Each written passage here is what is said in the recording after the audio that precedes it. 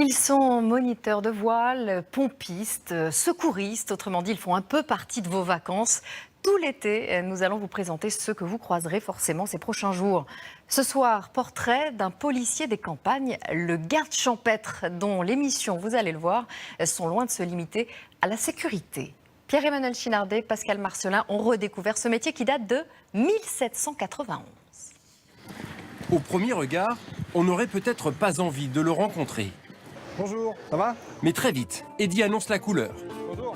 Convivialité, Et après, c'est voilà, vous êtes à l'ombre. proximité et bienveillance. Alors, l'huile d'olive, ça a été? Le garde champêtre, c'est un policier municipal, pas comme les autres. Coluche, il disait, quand il y a la police, on en a peur. Mais là, c'est le contraire.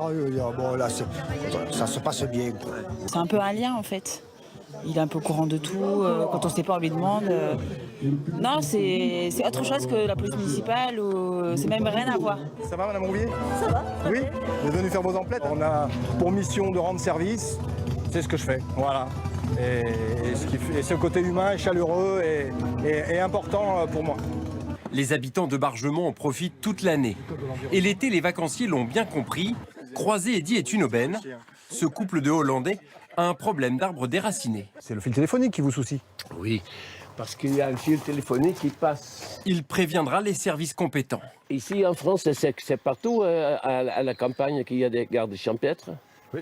Et les gardes champêtres ont la particularité d'être en milieu rural, à la campagne. Je comprends maintenant, oui. Nous, c'est la police locale. Oui, Voilà. oui. La police de la chasse, la police de la pêche, la police de l'environnement. Tous les jours, Eddy patrouille également dans les forêts alentours, à la rencontre des promeneurs. Bonjour mesdames. Bonjour jeune homme. Sa mission, la prévention sur les risques d'incendie.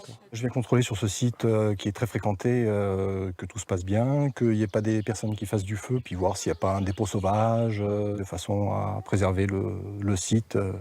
Bonjour messieurs, dames.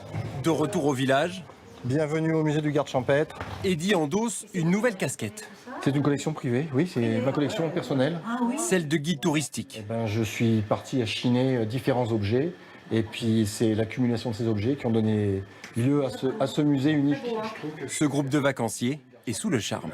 Ça vaut le détour en tout cas, parce qu'on n'imaginait pas ici trouver des pièces une proposition aussi rares comme et ça. Nous originales. faisons simplement du vélo, on se promène, et boum, on atterrit au musée On s'est fait arrêter par un garde champêtre. du garde champêtre.